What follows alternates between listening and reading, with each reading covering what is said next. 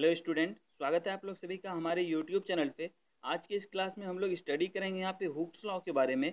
जैसा कि आप लोग सभी को पता है कि हम लोग यहाँ पे जो है सिंपल स्ट्रेस स्ट्रेन चैप्टर जो है वो स्टार्ट कर दिया है, और उससे रिलेटेड जो भी यहाँ पे टॉपिक है वो सारा यहाँ पे हम लोग कवर कर रहे हैं।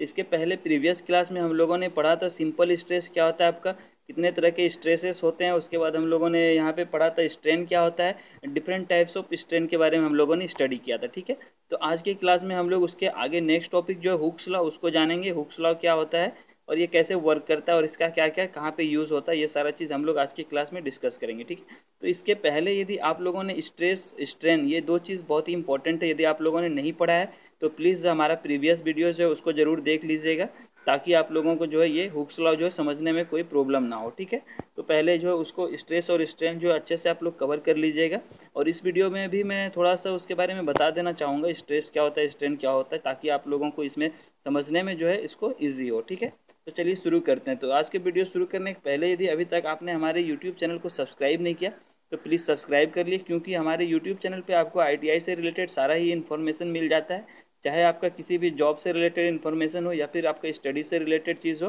वो सारा चीज़ हमारे चैनल पर आपको कवर कराया जाता है। ठीक है, इसलिए आप लोग जो है हमारे चैनल के साथ जुड़ जाएँ और ज़्यादा से ज़्यादा हमारे वीडियो को शेयर करें अपने फ्रेंड लोगों के साथ, जो भी आईटीआई के स्टूडेंट हैं उनके साथ शेयर करें, ताकि वो उन लोगों को भी फ़ायदा हो सके। ठीक है, तो चलिए देखते हैं। सबसे पहले हम लोग देखेंगे आज स्ट्रेस क्या होता है। ठीक है, फिर से मैं यहाँ पे एक बार बता देना चाहता हूँ स्ट्रेस क्या होता है। ठीक है, स्ट्रेस जिसको कि आपका क्या बोला जाता है, हिंदी में इसको प्रतिबल बोलते हैं। ठीक है, इसको सिग्मा से डिनोट किया जाता है। और स्ट्रेस देखिए आपका क्या होता है, ये सिंपल फोर्स पर एरिया होता है। ठीक है, फोर्स पर एरिया। आप देखिए ये फोर्स कौन सा फोर्स है और एरिया कौन सा है। ठीक है, जैसे कि हमारा मान लीजिए ये कोई बॉडी है। ठीक है, इसके ऊपर जो यदि हम लोग कोई फोर्स एफ लगाते हैं समझिए। ठीक है, तो इस फोर्स के अपोजिट जो होता है, मतलब बॉडी क्या करेगा, अंदर से एक फोर्स लगाता है। ठीक है, जो सपोज इसको मान लेते हैं हम लोग F1 डैश। ठीक है, यदि हम लोग फोर्स जितना लगा रहे हैं, जैसे 5 न्यूटन का फोर्स हम लोग लगाएं बॉडी के ऊपर, तो बॉडी क्या करेगा, उतना ही अंदर से उस बॉडी का जो है उतना ही फोर्स जो है वो बॉडी अंदर से लगाता है, ताकि बॉडी क्या हो, ब्रेक ना हो, टूटे नहीं बॉडी। ठीक है, तो देखिएगा आप लोग जब कोई भी चीज़ पे ऊपर बल लगाते हैं तो क्या होता है, वो बल जल्दी जल्दी वो बॉडी टूटता नहीं है। ठीक है, क्यों नहीं टूटता, क्योंकि बॉडी भी क्या करता है, उसके ऊपर उतना ही सेम अमाउंट का बल जो है वो लगाता है अंदर से। तो दोनों का जो मान है वो सेम ही रहेगा। ठीक है, जैसे कि हम बाहर से यदि 5 न्यूटन लगा रहे हैं तो बॉडी भी क्या करेगा, इसके ऊपर 5 न्यूटन लगाएगा उसको ब्रेक होने से बचाने के लिए। ठीक है, तो इसी फोर्स का जो ऊपर फोर्स रहेगा, और जिस एरिया के ऊपर ये लग रहा है, इस एरिया के ऊपर हमारा लग रहा है क्रॉस सेक्शनल एरिया पे, उसको हम लोग उसका क्या लेंगे, एरिया लेंगे, और ये आपका क्या देगा, स्ट्रेस देगा। ठीक है, तो आप लोगों को समझ में आ गया होगा स्ट्रेस क्या है आपका, ये अनुपात है क्या चीज़ का, आपका इंटरनल फोर्स बटे आपका क्रॉस सेक्शनल एरिया। ठीक है, अनुप्रस्थ क्षेत्रफल जो लेंगे, ठीक है, उसका दोनों का क्या है, ये अनुपात है। ठीक है, तो अब हम लोग यदि बात करें इसका यूनिट का स्ट्रेस का, तो स्ट्रेस आपका क्या हुआ, फोर्स पर यूनिट एरिया हुआ।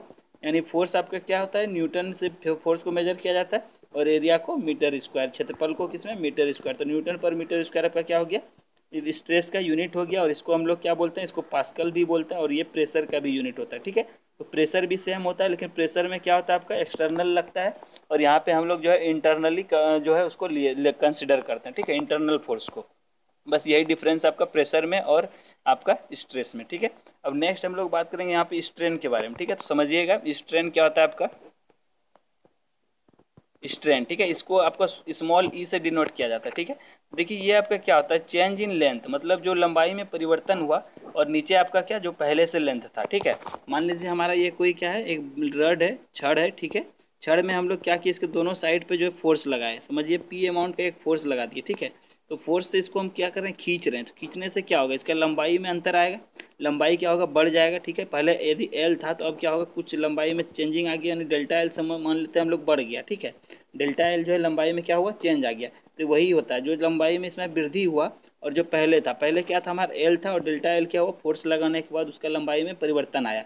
अब वो परिवर्तन जो है दो तरह से हो सकता है, या तो बढ़ भी सकता है लंबाई, या फिर यदि उसको हम लोग दबा रहे हैं रड को, तो उसमें क्या होगा, उसका लंबाई घटेगा। ठीक है, तो जब लंबाई घटेगा या बढ़े उससे हमको मतलब नहीं है, तो उसका फाइनल जो चेंज आएगा वो चीज़ हम लोग यहाँ पे ऊपर लिखेंगे, और नीचे क्या करेंगे, जो पहले से था। ठीक है, उसको हम लोग क्या बोल देंगे, स्ट्रेन। स्ट्रेन को ई से लिखेंगे, स्ट्रेन क्या हो जाएगा आपका, जो लंबाई में चेंज आया और पहले का लंबाई, इसका रेशियो है। ठीक है, यदि हम लोग इसका यूनिट बोले तो यूनिट क्या होगा, कुछ नहीं होगा। क्यों, क्योंकि ये मीटर है, ये भी क्या है, मीटर, दोनों तो लंबाई ये है, तो मीटर पर मीटर क्या होगा, कट जाएगा, यानी क्या होगा, यूनिट लेस हो जाएगा। ठीक है, तो अब हम लोग चलते हैं हुक्स लॉ पे।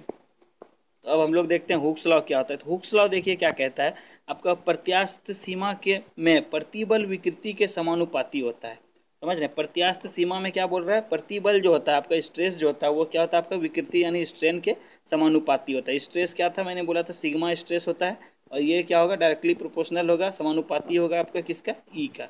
समझ रहे हैं, यही आपका क्या बोलता है, आपका हुक्स लॉ बोलता है। कहाँ तक ये वैलिड होगा, तो ये आपका जो है प्रत्यास्थ सीमा तक होगा। प्रत्यास्थ सीमा, अब यदि हम लोग स्ट्रेस स्ट्रेन कर्व ड्रॉ करें, ये कुछ इस तरह से आपका स्ट्रेस स्ट्रेन कर्व बनता है। इधर सिग्मा मतलब स्ट्रेस है और इधर क्या आपका स्ट्रेन है, ठीक है। देखिए जब स्ट्रेस स्ट्रेन आप कर्व बनाइएगा तो कुछ इस तरह से आपका कर्व दिखाई देगा।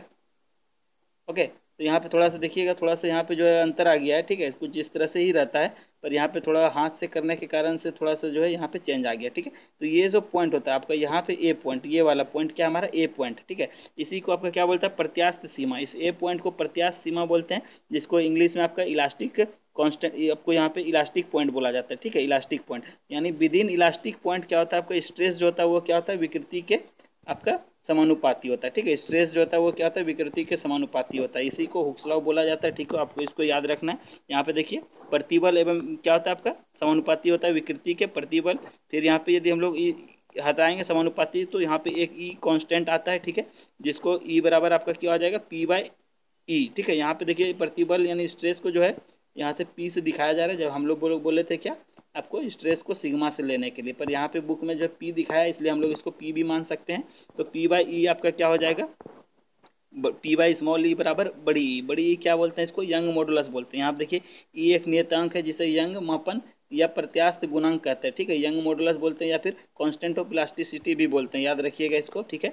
अर्थात देखिए यहाँ पे प्रत्यास्थ सीमा के अंदर किसी पदार्थ के लिए प्रतिबल से विकृति का अनुपात यंग मापन या प्रत्यास्थ गुणांक कहलाता है। प्रत्यास्थ गुणांक की इकाई क्या होगा, केजी पर सेंटीमीटर स्क्वायर होगा, ठीक है। जो कि आपका स्ट्रेस का होता है सेम वही चीज़ होगा जो प्रतिबल का भी इकाई होता है, ठीक है, याद रखिएगा। इसका देखिए यहाँ पे क्या है, ऊपर स्ट्रेस हमारा है और नीचे क्या ई है, ई तो कोई यूनिट नहीं है, तो यहाँ पे क्या हो जाएगा, जो स्ट्रेस का यूनिट है आपका न्यूटन पर मीटर स्क्वायर, वही आपका क्या होगा, यंग मॉडुलस का यूनिट हो जाएगा, यंग प्रत्यास्थ का यूनिट हो जाएगा, ठीक है। आई होप आप लोगों को जो है हुक्स लॉ समझ में आ गया होगा। तो हुक्स लॉ आपका क्या बोलता था, स्ट्रेस जो होता है वो क्या होता है, समानुपाती होता है विकृति का, कहाँ तक, जहाँ तक प्रत्यास्थ सीमा के अंदर, ठीक है। प्रत्यास्थ सीमा तक जो होता है प्रतिबल वो विकृति के समानुपाती होता है, सिंपल, यही आपका स्ट्रेस लॉ था, ठीक है। और स्ट्रेस लॉ इसलिए इंपॉर्टेंट हो जाता है क्योंकि जब आप लोग इससे न्यूमेरिकल प्रॉब्लम सॉल्व कीजिएगा तो स्ट्रेस लॉ से रिलेटेड बहुत ज़्यादा प्रॉब्लम जो वो बनते हैं, पूछे जाते हैं अक्सर एग्ज़ाम में भी, आपके कॉलेज एग्ज़ाम में भी पूछे जाएंगे और आपके बोर्ड एग्ज़ाम में भी आएंगे, और आपके जो यहाँ पे एग्ज़ाम अदर एग्ज़ाम होते हैं कंपटीशन वाले, उसमें भी इससे बहुत ज़्यादा क्वेश्चन जो पूछे जाते हैं, ठीक है। इसलिए भी हुक्स लॉ बहुत ज़्यादा इंपॉर्टेंट हो जाता है। तो आई होप आप लोगों को वीडियो समझ में आया होगा। यदि वीडियो को समझ आए तो प्लीज़, और यदि वीडियो आपको पसंद आए तो प्लीज़ ज़रूर चैनल को सब्सक्राइब कीजिएगा और वीडियो को ज़्यादा से ज़्यादा अपने फ्रेंड लोगों के साथ शेयर कीजिएगा। तो वीडियो देखने के लिए आप लोग का बहुत बहुत धन्यवाद।